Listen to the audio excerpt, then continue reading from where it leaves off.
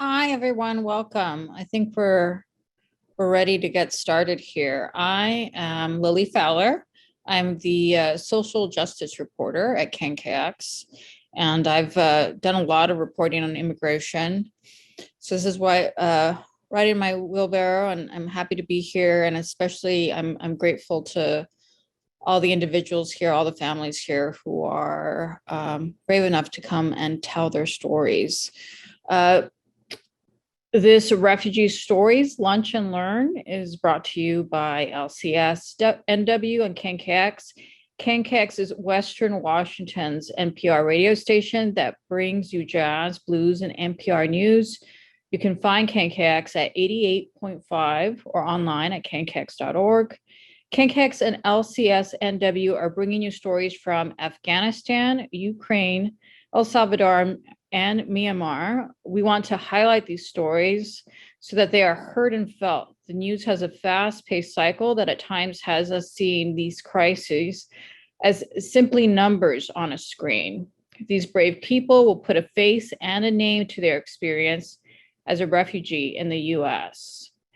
LCS, NW, and KNKX are always keeping world happenings in the forefront of our services. Right now, we have found ourselves challenged by two enormous crises, with over 800 Afghan refugees already being cared for by LCS NW and a wave of Ukrainian refugees now beginning to arrive due to the war in Ukraine. LCS NW is being stretched more than ever before. After fleeing their country when the Taliban took control, many Afghan refugees arrived at LCS NW after spending months on US military bases. Their arrival came in huge waves, 800 arriving over the course of 6 weeks. We will hear some of their stories today. Meanwhile, Ukrainian refugees are arriving through the Mexican border as asylum seekers.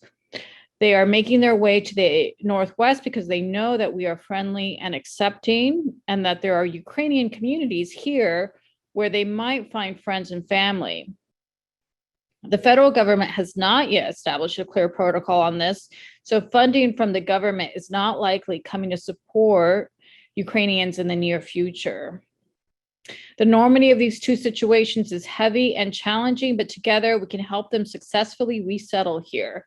If you are looking for ways to support these two refugee crises, please visit lcsnw.org. Next up, we will hear from our first storyteller. I believe that is the Zia family. The Zia family is from Afghanistan. Zia, can you tell us about your journey to the US? من بسیار خوشحال هستم به نام خانم لیلی فالر است از عدالت اجتماعی، مسئول عدالت اجتماعی اوکراین واشنگتن. خرسند هستم که فامیلا امروز در این جلسه ما اشتراک میکنن و داستانهای زندگیشان را با تمام آمریکایی‌ها به خاطر کمک اشتراک میسازند. LCS Northwest در غرب واشنگتن موقعیت داره که از طریق NPR موج رادیو NPR موج 88.5 به نشر میرسه. شما میتونید این خبرها را از طریق رادیو NPR 88.5 دنبال بکنین. و تعداد مهاجرینی که فعلا در آمریکا آمده از افغانستان تقریبا 800 فامیلی که در آمریکا آمده،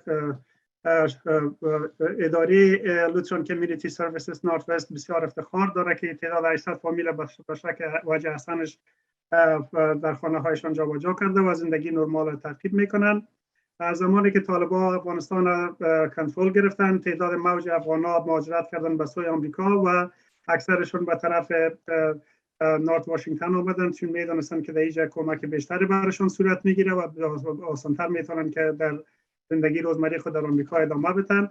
در این حال جنگ اوکراین هم باعث شد که یک تعداد زیادی از اوکراینی‌ها از کشورشان به نسبت جنگ دوامدار فرار بکنن و از طریق راه مکزیکو به آمریکا مهاجرت بکنن.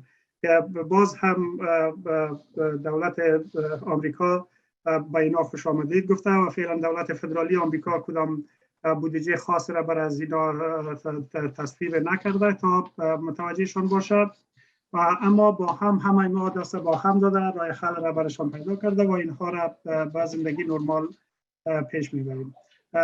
آقای زیا هم یکی از اشتراک کنندگان است اینجا که امروز از افغانستان مهاجرت کردن آمدن به ایالات متحده آمریکا و واشنگتن.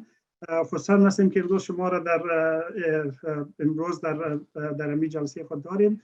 اگر لطف بکنین که داستان زندگیتان که از افغانستان چطور آمدین به آمریکا و چطور زندگیتان در آمریکا پیش میره برای ما تشریح کنین لطفاً. سلام به همه. محمود گپ بزنم شما ترجمه میکنین یا کم کم گپ بزنم ترجمه میکنین؟ اگر کم کم گپ بزنید تا بتونم بهتر ترجمه کنم. درست. سلام به همه، خدا کنه که جور و صحتمند باشه. من زیا حدیثم، از افغانستان می باشم و مدت 18 سال با نیروهای آمریکایی در کابل در بخش‌های مختلفش کار کردیم. دیگه ترجمه کنیم؟ پیش برین خیلی. خب با مدت 18 سال با نیروهای آمریکایی کار کردیم الا سقوط کابل به دست نیروهای طالب. تا همون زمان ما وظیفه فعال خدا با یا همکاری فعال خدا با نیروهای آمریکایی داشتیم و در قسمت تخلیه افغان ها هم ما وظیفه ما یک قسمت وظیفه ما تخلیه افغان ها بود. این کسایی که با آمریکا میاردن وظیفه زیر هم داشتیم که کمک میکردیم مردم که از راه امتر از کابل بیرون شوند. و بالاخره بعد از تاریخ 29 اگست ما افغانستان به قصد اسپانیا ترک کردیم که در اون پرواز به مدت 10 روز ما در اسپانیا بودیم و بعد از اسپانیا آمدیم به طرف واشنگتن دی سی که در اینجا به استقبال گرم کارکنایی که در میدان هوایی بود مهاجرین مواجه شدن، همه کف زدن، استقبال کردن و خوش آمدید گفتن مردم. مدت 2 روز در میدان هوایی واشنگتن دی سی بودیم، تمام مهاجرین البته به شمول ما. از اونجا حرکت کردیم به طرف بیز هالومن در نیو مکسیکو است که تقریبا به مدت 1 ماه یا بیشتر از 1 ماه در اونجا ماندیم.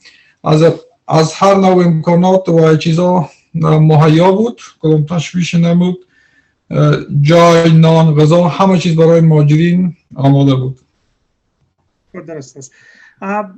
Good morning and hello to every one of you. I hope you all are well. I am very pleased to have me in today's story that I'm sharing my story. For 18 years, I have worked with the U.S. forces back in my country at Kabul for 18 years until the collapse of Afghanistan to the Taliban.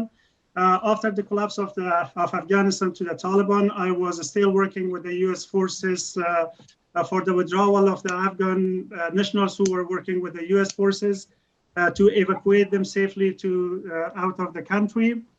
And then after that, after the evacuation of the Afghans, we left Afghanistan from Kabul to Spain. And then for 10 days, I was in Spain, and then we flew to Washington, D.C. And then there in Washington, D.C., they welcomed us very warmly, and I am very pleased that in Washington, D.C., we were very warmly welcomed. And for a couple of days, for 2 days, I was in Washington, D.C. airport. And then from Washington, D.C. airport, we were evacuated to Asylum in New Mexico, and we stayed there for 1 month.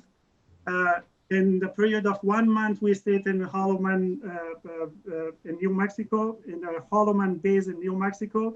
All the facilities were provided for us, food, shelter, all the living basic lives facility was provided for us, and I'm very pleased that we were warmly welcomed and we have been taken care of. Thank you. Shakira, how many members of your family came here? And where are you living now, and what are you doing for work here now? آقای زیا، چی تعداد اعضای فامیلتان از همراه شما یک جا آمدن به آمریکا؟ در کجا زندگی میکنین و به خاطر حیای زندگیتان چی کار میکنین؟ خب امو بقیهش ماند، اما به خاطر ترجمه استاپ کردم. امو دیگهش مانده که من باید بگویم. Okay. So he didn't complete his story. He stopped because for a good translation, he stopped to translate, and then he will continue the rest and then answer the questions. I see. Okay. خب گرچه داستان بسیار زیاد است، ما کوشش میکنم که بسیار خلاصش بگویم. در این 5 دقیقه ناممکن است که تمام داستانش ما چیزای عمدهش ما قابل ذکر میگیم. ما قبل از این در بخش اسایلی اپلای کرده بودیم، اگر کابل هم سقوط نمیکرد ما آمریکا می آمدیم. اما کیس اسایلی را داشتیم با فامیل خود که 7 نفر بودیم در وقت که همین کیس ما بود. تقریبا انترویو هم در سفارت آمریکا در کابل ختم بود، فقط مدیکال و ویزه نمانده بود که بریم به طرف آمریکا.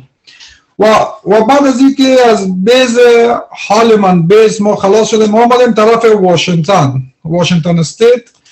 وقتی که در میدان هوایی آمدیم اینجا با اعضای فامیل خود که 7 نفر بودیم، با یک کسی به نام خانم لن که مسئول و تیمشان معرفی شدیم که ما واقعا ممنونشان هستم که تا ما را نگذاشتن که احساس تنهایی بکنیم یا احساس کدام کمبود را بکنیم. تمام کارهای ما را خانم لن و تیمشان با پیش بردن که بازم ازشان یک جهان تشکر میکنم.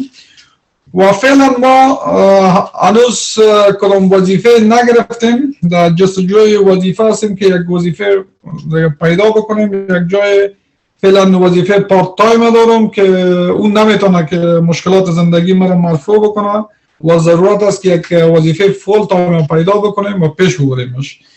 و به خاطر نبود موتر نخریدیم و نمیتونیم که تو وظیفه خوبتر را اپلای کنیم و پیدا بکنیم. به خاطر منتظر موندیم.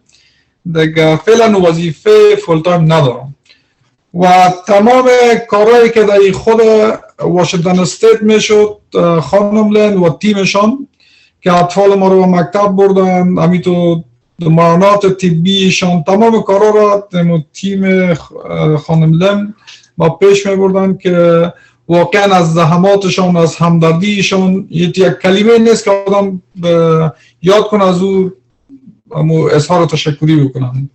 خیلی زحمت کشیدن و ممنونشان هستم. خب sorry, I have to complete my story because I stopped for a short break to translate. I have an SIV, Special Immigration Visa application filed back in the country before the Taliban came. So I completed my interview at the US Embassy in Kabul. And then I completed my medical and I was waiting for completed the medical and interview. I was waiting for for travel to the United States. So as soon as I moved from the Holloman base to Washington State, we were 7 people in my family members. So Miss Lane, who met us at the airport with her team, she welcomed us very warmly, and I really appreciate with the intention she had to support us and help us as a human being. And Ms. Lin actually did her best to provide all means of living for us. And she applied for my medical application for enrolled my kids at the school. They are going to school. I'm so happy. And also, I don't have a full-time job yet. I'm working part-time, which is not sufficient for my daily life. I'm still looking for a full-time job. I cannot apply for a full-time job because I don't have a car. I'm still looking for a car to buy a car. Then I'll look for a full-time job. Again, I don't have a word to thank Ms. Lin for what she and her team did for my family. I'm well settled here. Ms. Lin and the team took care of our family very well. Okay, thank you. Thank you, Zia, for telling us your story. Just to give everybody a chance here to tell their story. Let's move on to the Shakiba family. Shakiba, can you tell us about your journey here? Your family. تشکر آقای زیا که شما داستان زندگیتون رو برای ما به شریک گذاشتین. هر کسی یک داستان داره که میخواد شریک بسازه. شما سپاسگزار هستم. خانم شکیبا، اگر لطف بکنین شما در قصه زندگیتان رو بکنین که از افغانستان تا آمریکا آمدین چگونه با ما شریک بسازید. یک دقیقه من میره آرام کنم، ببخشید بسیار زیاد. Could you please give me a minute to settle my baby and then I'll continue. Sure. So the Shakiba family, they are from Afghanistan too. And then after that, we'll be hearing from a family from El Salvador. Shakiba, is that enough time or should we move on to another panelist and then go back to them? خانم شکیبا اگر وقت نداره خیره میریم به یک پنالیست دیگه اگر میتونی که حالا بیایی که از شما شروع کنیم بعد بریم به دیگه پنالیست اگر شما coming back.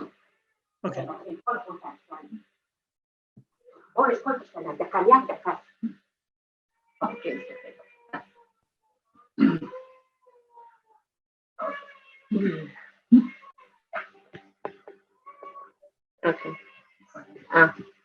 درسته سلام به کلتان دیگه ما منمت زندگی ما بخیر ما که از افغانستان آمدیم شوهر ما امرای امریکایا کار کرده بود بسیار دیر وقت تقریبا 18 سال امرای امریکایا کار کرده بود باز ما زیر تهدید بود باز ما کیسه سایبی انداختیم تا بخیر آمدیم امریکا دیگه وقتی که امریکا آمدیم ما مولا یک ذره مشکلات زندگی را دیدیم بعد از او امرای خانم لین به تماس شدیم اینا ما را دیدن یعنی روز به روز زندگی بهتر شده رفت شوهرم کار پیدا کرد کار کرد اولادای مکتب رفت خود ما کل ما سر پای استاد شدیم دیگه آل شکر بهترین زندگی داریم از زندگی ما خوش هستیم موتر داریم شکر زندگی یعنی بهتر از اول که آمدیم آل بهتر از او شده دیگه اول ما یک ذره مشکلات زندگی بود طبعا اینجا ملک ما خود ما به او حالت بود وقتی که آمدیم دیگه تقریبا این 2.5 سال شد که ما در سیاتل زندگی میکنیم در لنورد بهترین زندگی داریم شما میتونین بکنین بعد از او باز دیگه سوالا رو ببینیم Hello and good morning for all of you. Thank you so much for giving me this opportunity to share my story. Same like all other Afghans, I also come from Afghanistan and I have my story. My husband also worked for the US forces back in the country for 18 years. And we were under the threat of the Taliban because my husband was working with the US forces. We also had the SIV, special immigration visa cases filed. We did have our own life problems here in the United States at the first time, but with meeting Ms. Lean, really appreciate Ms. Lean and her team really responded very well and took care of our family and what we needed. I really appreciate her support and her assistance in all regards. Right now, my husband is working and we have a car. My husband drives a car, so we don't have any problem in that regard. We settled very well with the support of Ms. Lean's support and her team. And I'm very happy since we are coming to a second country, everything was new. So we are settled very well and I'm happy to be settled. It's almost 2.5 years we are living in Linwood and we are happy from our life. And then she will continue the rest of her story. خانم شکیبا. بهترین آل شکر بهترین زندگی رو داریم به خاطر که نام خدا 7 نفر زندگی میکنیم اول که آمدیم 6 نفر بودیم 4 تا طفلم بود شوهرم بود امرای خودم آل شکر یک دختر اکدگام داریم که دیگه به گفته خود از اینا امریکایی دیگه به مو خاطر بسیار یک زندگی خوش داریم دخترکم اولادایم شکر کلش یعنی من اینی خوش هستم که اولادایم در ظرف 2.5 سال بسیار زیاد انگلیسی را یاد گرفتن دیگه بسیار مشکلات او خود ما را حل میکنن از تمام اعضای فامیل به حساب انگلیسی دیگه کدام مشکل هیچ نداریم یعنی شکر بسیار خوش هستیم از زندگی که میکنیم بسیار خوش هستیم راضی هستیم که ما در امریکا هستیم یعنی زندگی میکنیم Okay, so we have the best life here in the United States. So I'm very, very pleased and I'm very happy and I'm proud of the team of Ms. Lean that they are helping us. So because of their support and help of every American, so we are living a very good life now and I'm satisfied with my life. So when we came, we were 6 people, my husband and I with my 4 kids. As soon as we came, we had another baby, as you put it on, an American child. She is also born here in the United States. My kids, the very first thing that I'm very, very pleased that my kids are going to school. They will learn the best education, and at the same time they learned English very fast. We take care of the family. We don't have any problem at all. The kids are taking care of our problems regarding English language. The rest, the kids are going to school. My husband is working full time, and we are happy and we are pleased. Okay, great. Thank you. Thank you, Shakiba, for sharing your story. Let's move on to Wendelin and Wendelin's family. And this is a family from El Salvador. So maybe if you could explain why exactly you felt the need to come here from El Salvador, because we're familiar with what's happened in Afghanistan and Ukraine, but we folks might not be as familiar about what might have caused you to come here from El Salvador.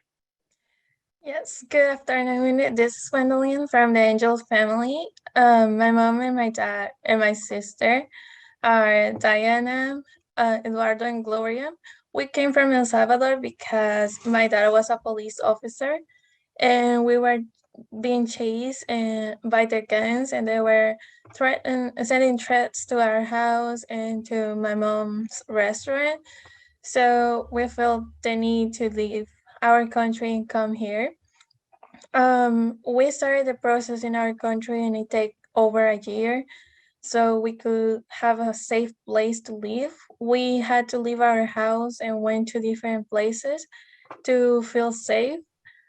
And then we started the process with resettlement people in our country, and they started helping us to do all the testings and all that we needed to leave our country. And when we arrived to the USA, it was Agnus Dei and Peninsula Lutheran Church that were the people that gave us the welcome, and the ones that had been supporting us on everything that we have need. They drive and did a lot of things for us, and then we started getting jobs and studying at school and doing all the daily things that we needed. Our situation was really bad because we were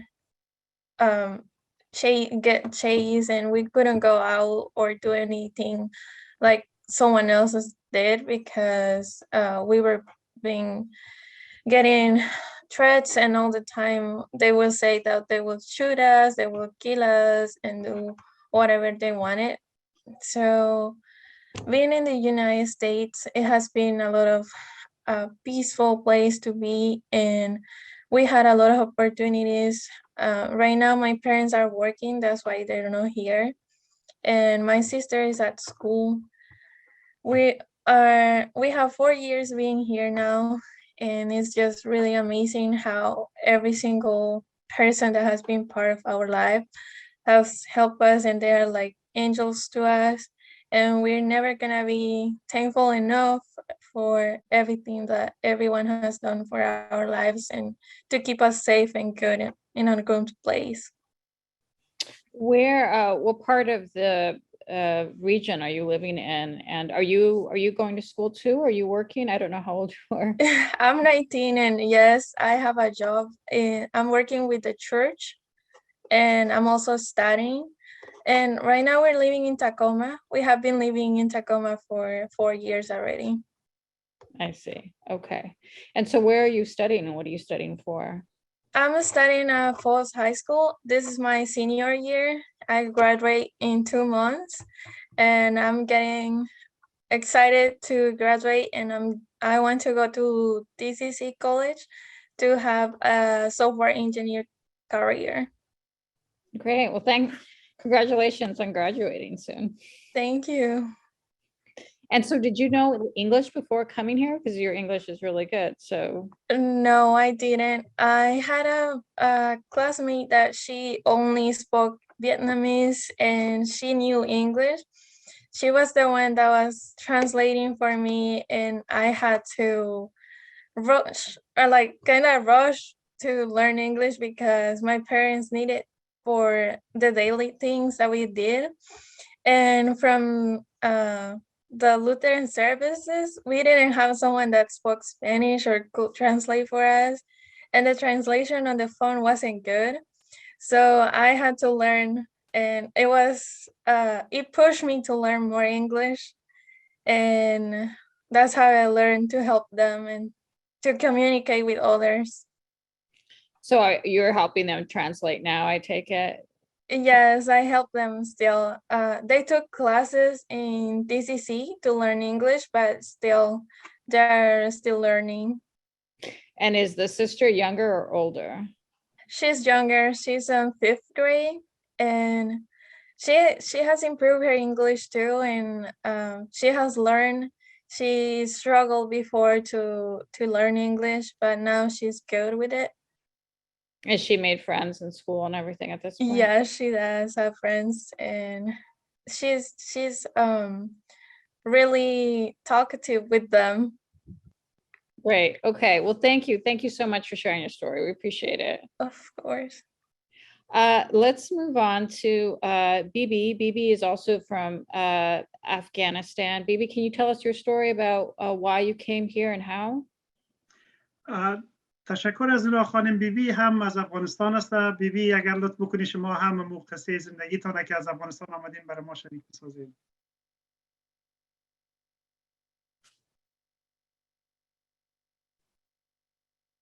مهربانی. You may have to repeat. She wasn't here right when you began.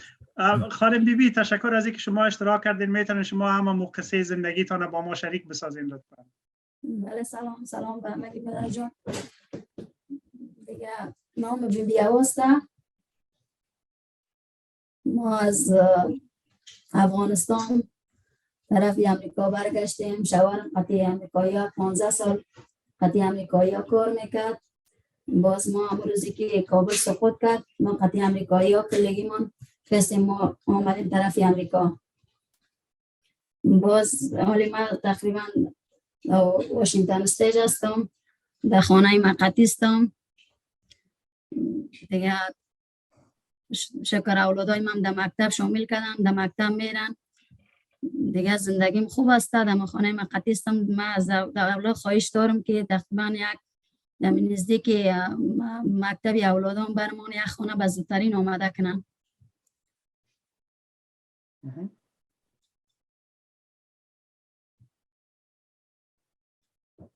خلاص؟ خلاص. Okay. Hello, and thank you for giving me this opportunity to talk. My name is Bibi Hawa. I also come from Afghanistan. My husband was working with the U.S. forces for 15 years. When Kabul or Afghanistan collapsed to the Taliban, we came to the United States as soon as the Afghanistan collapsed. So I'm very happy and pleased we are living in a peaceful life here in the United States. Right now we are living in a temporary house until we get our permanent housing. So my kids are going to school. I'm very happy that they are going to school. And also we have a very good life here in the United States. The only thing I'm suggesting, we are living in a temporary house. I suggest if we could get a permanent house closer to my kids' school, that would be very great. Who is helping you get permanent housing at this point? در قسمت خانه دائمی براتون کی کمک میکنه که خانه براتون بگیره؟ برمان کسورکر است دیگه. یک چند دانه خانم است به نام جولین است دیگه. به مینا یک چند دانه خانم است به ما کمک میکنه. اینا تقریبا یک مریضی شوه یک ناجوری شوه مورد پیش دکتر میبره دیگه. خبرمان اینا میگیره برمان این تعالی پولده رو استن که ببینیم چی میشه دیگه. Actually, Ms. Julina is a lady with a couple more teams that they are helping us in finding a housing for us and also taking us to our appointments or anything we need. And also we have a caseworker. The caseworker is helping us. I see. So, but the kids are already in school and are they picking up English? طفلای مکتب میرن انگلیسی را کم یاد گرفتن. طفلای مکتب میرن یک ماه زیافتر میشن که در مکتب شامل کردن. طفلای ما شکر طفلای ما 4 دختر هستن 4 بچه است و طفلا 5 دانش 6 دانش مکتب میره 7 دانش 3 دانش در خانه هستن. انگلیسی رو یاد گرفتن؟ نه انگلیسی رو نگرفته بیادر جان کم تو میفهمن تزیاف نه دیگه قید یک دمو انگلیسی را بزرگترین نوت میگیرم. So it's almost over a month that my kids are going to school. I have 4 daughters and 4 boys. So 6 of those going to school. It's almost 1 month and a couple, 1.5 months or maybe 1 month that they're going to school. They're picking a little bit, but they're not fully good in English. So they're learning. I see. Okay. So they have 8 children, and how old are they? What age ranges? طفلایت 8 طفل گفتی داری 4 دختر 4 بچه در کدام سنن هستن؟ کلانش چند ساله هم تا پایین؟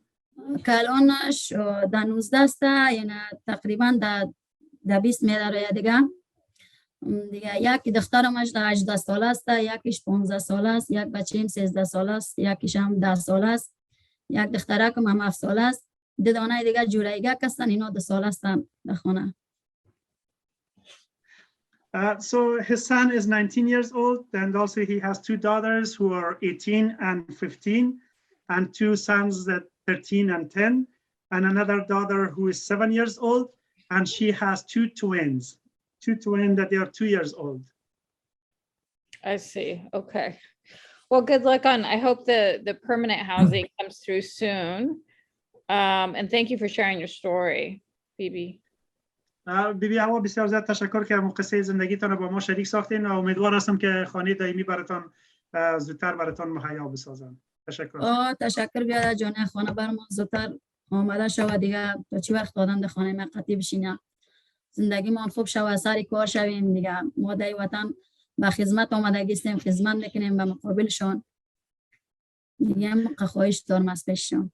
So yes, I'm really pleased to be here, and also I'm very happy to come to the United States. We came here in a purpose to serve. We have to serve, and as soon as we move to our permanent housing, then we'll get a job, and then we'll serve our country. Thank you. Okay. We're going to hear from a refugee from a different country now, PA, who's from Myanmar. And can you tell us about your journey here, but also explain why you felt the need to come here? Because Myanmar has not been in the headlines as much as, say, Afghanistan or Ukraine lately. Yes.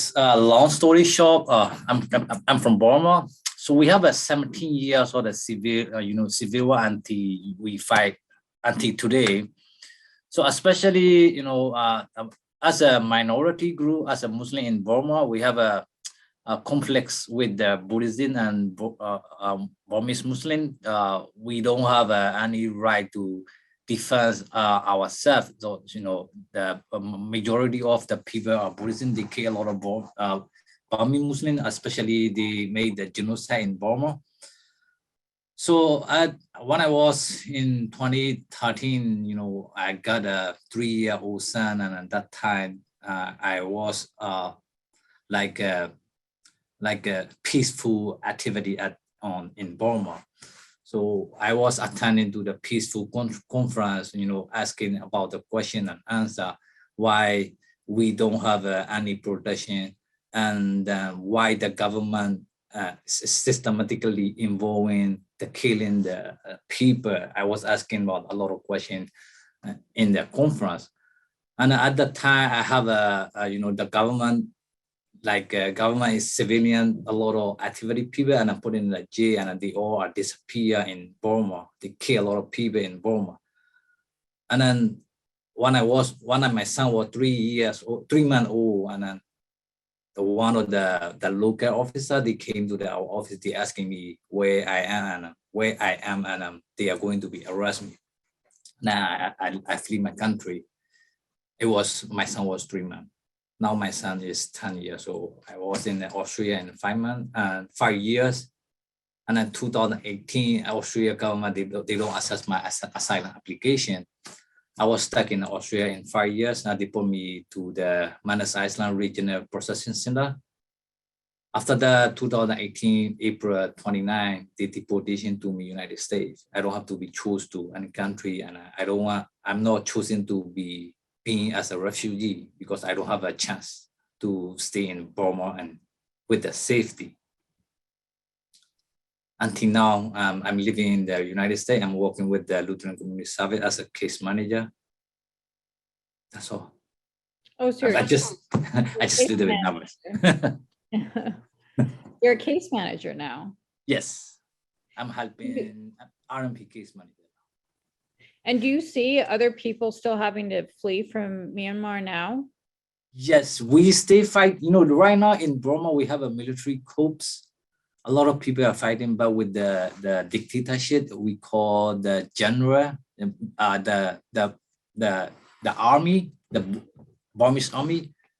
A lot of people are stuck in the the border of the Burmese and Thailand.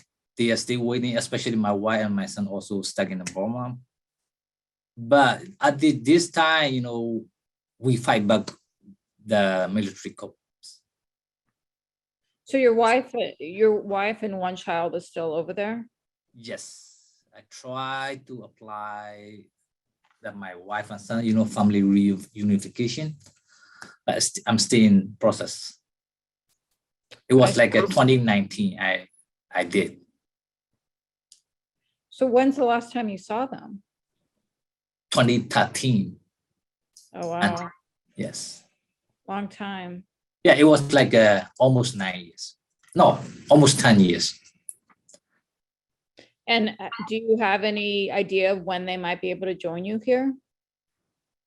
Right now, I'm still, engaged with the immigration. I try to reapply I-130. I see. Okay. So it's just you, and then how many children here? 3? Just me here. Oh, just you here without any of the children? Yes. Oh, I see. Wow. Okay. So all the children are still there along with your wife? Mm-hmm. Yes. Okay. And so what part of the region are you living in? And so we know you're working as a case manager. What's the toughest thing about being here?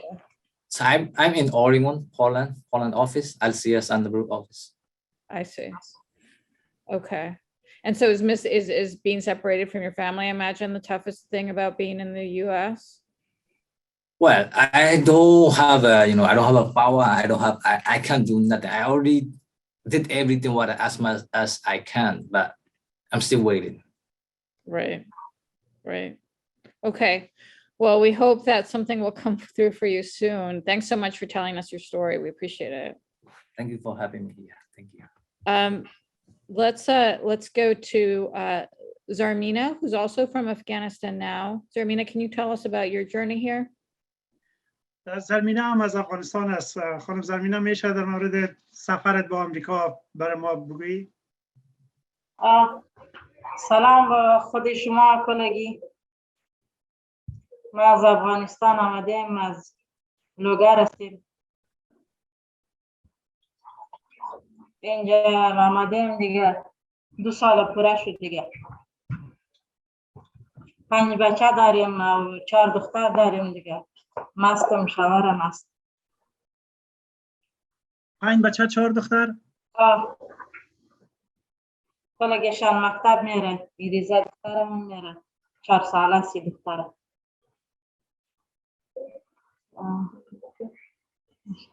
انگلیسی خوب یاد گرفته کلگیشان. خیلی خوش هستیم از تیمی که ما کمک میکرد. از یا خیلی خوش هستیم. ما خیلی کمک میکرد. خیلی کمک میکنه. تیم این چیز خانم جولین است. خانم جولین؟ جولین.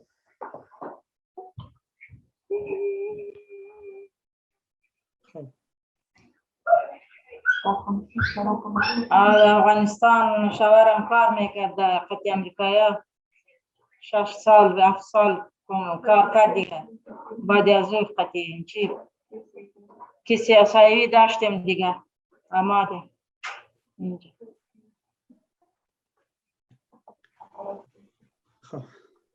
در جای ما خیلی خطر بود دیگه. زود آمدیم که سخت بود برای ما در اونجا.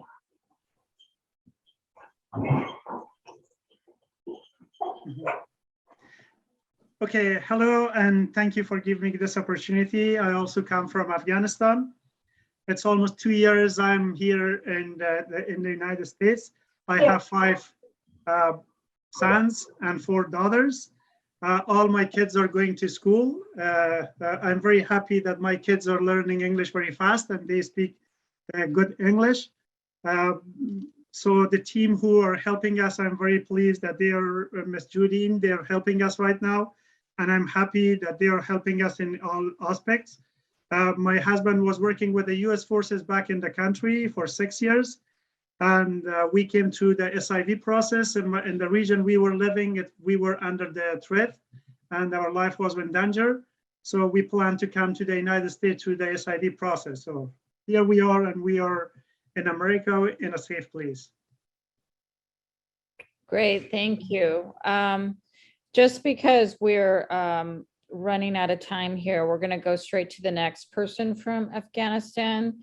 Zarmina, thank you for talking to us and sharing your story. Can we go to, is it Elias? Am I pronouncing that right? Yeah, it's Elias. Okay. Hi, Elias. Hi. Yeah, well, my name is Elias, and I'm from Kabul, Afghanistan. I have recently came to the United States. I was part of the Allies Refugee effort. I didn't get out during the first batch of it. I got out sometime around October, and then when the whole chaos started in Afghanistan, I was the very day that Kabul collapsed. I was sitting in my office working on getting a report ready for a project that we were doing with the U.S. Embassy. To go a little back to my background, I had a nonprofit organization in Afghanistan, and we were working with youth to empower them. And we were also working with the women, and a lot of our work involved dealing on human rights issues, dealing on democratic practices such as elections and the freedom of expression. And when Kabul was about to collapse, none of us knew what was happening, and chaos started to erupt around city. Everybody, I started getting calls from my colleagues who were outside in the field, from family members, that things aren't as easy as it used to look. Everybody is out on the road, and things are moving in a different direction. The very first person I reached out to was my wife, and I told her whether she's at home or she's in university, and she was luckily at home. I got out of the office, told our staff to go home, and also drove to my house. The roads became very chaotic, and from there onwards, we realized that the democratic government that once was leading the country, and the democratic government that we were part of, is no longer in charge, and our whole leadership has fled the scene, and total chaos has erupted in the country. That was the beginning of fall of everything for a person like me who has been working in Afghanistan since 2010. And during all these years that I worked, our own goal, our own mission was only to work with the younger generation and make sure that the younger generation gets the opportunity to achieve their dreams, and to get to the level where they're no longer traumatized by the war stories that their parents were experiencing, but suddenly that the young generation that had experienced none of the violent past that their parents were experiencing in these 20 years were in the center of another failed government, and they were in the center of another possible brutality that ensued in the months and weeks after, up until today, where we still see that violence is at its peak and people are getting killed every day in Afghanistan. And women are not allowed to go outside and practice their rights. Children are not allowed to go to schools, especially girls. Girls' education has been banned for more than 200 days now, despite the new educational year that started. Everything fell down on that 15th of August last year, and ever since then, I was no longer welcome in Afghanistan. And when I say I wasn't welcome, the very first few weeks, nothing happened, but then I started getting phone calls from the intelligence office asking me to report to their offices with the documents that I had, because my work was mostly sponsored by different grants from international organizations and the different embassies that were actively supporting grants for non-profit organizations in Afghanistan. And it became very hard for me to stay any longer, and I decided to move out. I got in one of the few last flights that got out of Kabul on October, and I got evacuated to Qatar, and from there I came to a camp in Virginia, and from Virginia I was resettled recently in Portland, Oregon, where I currently work with Lutheran Community Services as a grant writer. My experience has been tumultuous. We have lost everything, but I am among the very lucky few who have made it outside Afghanistan and who is no longer under that exponential threat of life. So in that sense, I feel very fortunate. But again, the story of many of my colleagues, many of my friends, and many of my families still is something that haunts me and many of the others who have been able to get out of Afghanistan. The U.S. government, what happened with U.S. government and Afghan government is completely out of discussion, but the U.S. public and the people of the United States has been a great help, and that's something that not just me, but many of us here in the United States and those who are still struggling in different other parts of the world waiting for their resettlement are very fortunate and very thankful of. But again, this fortune is only for a few, and we still have a big country that's going through so much trouble. Thank you. Thank you. So in your wife was able to come with you, your family was able to come here with you? It's me and my wife that got out. I still have family in Afghanistan, and my wife's family is still there. You keep in touch with them? Are they safe? Yes, my house was raided by the Taliban, and I had a lot of the documents from my office. I moved our computers and other equipment into my house. That was raided when they started when they started doing the house searches. My house is now marked as a suspicious location. I reached out, I called one of our neighbors, and he said they have written with a marker that it's a suspicious place. So I'm not sure what happens to that, whether that place would get confiscated or not. But that's it's just property. I'm not worried about that. But the only thing I worry is my staff and people who have a connection to the work that I did. Those are the people that I'm worried about. Of course. Okay, thank you. Thank you for sharing. I would love to keep asking everybody questions, but we've got one last speaker to get to here. Katerina, who's from Ukraine, which obviously in the headlines a lot. Katerina, can you tell us about your journey here?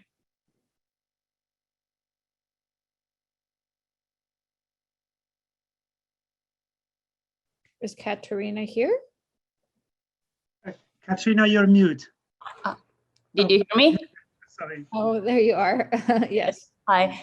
First, yes, I want to say thank you to Americans, to the USA, because hear all of the story, it's really close to me, and I'm thankful for Americans who accept all of these refugees and help us to be safe place, to be in the safe place.